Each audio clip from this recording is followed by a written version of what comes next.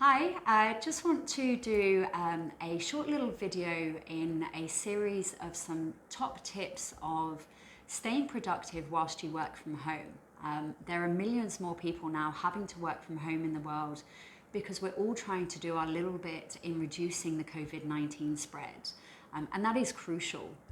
What we also need to do at the same time is keep on, be productive and actually do our jobs.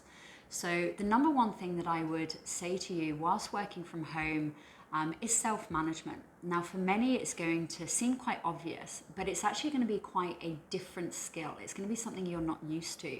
When you're in an office, you generally have a manager or superior there overseeing your day-to-day. So you know what you should be doing. You're in that mindset.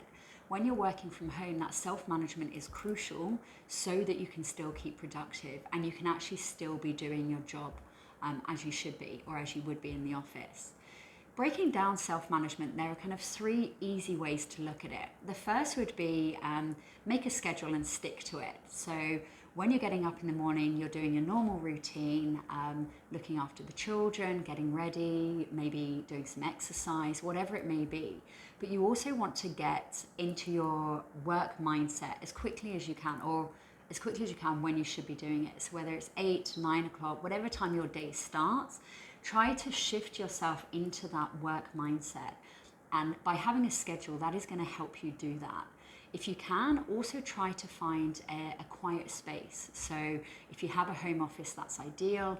If not, maybe a dining table or a chair in the corner of the room, somewhere that is not going to be too comfortable, like your sofa or in front of the TV, so that you can try to just get that work zone around you. When you've got that schedule, as I said, try to stick to it. And that follows on to the second thing that I would recommend to you of how you can look at it. And that would be to make sure that you have your tasks outlined in that schedule, but also that you meet them. You meet your assignment deadlines. So if you are working from home, you're probably going to think it's a lot more comfortable. You've not got your boss overseeing you. So you are just naturally going to procrastinate. And every single person does it when they first start working from home. You are not bad because you're doing it, but there are ways that you can get out of it. So a little tip would be make a schedule and stick to it. Second one would be to make sure that you make a list of your deadlines and your assignments that you actually need to stick to. That will help you with the scheduling as well.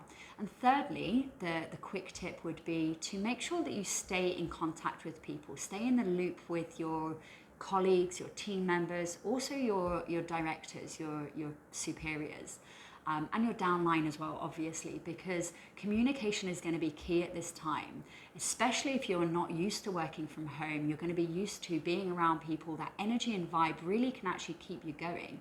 So when you're not getting that and you are working from home, you're having maybe more stresses because you've got the kids, like animals, whatever it may be running around, or just the day-to-day life stresses that we all have. Being able to communicate with your team still keeps you in that work mindset. So if you can keep that, you're trying to keep as much of what you have in the office with you whilst you're in this self-management kind of skill.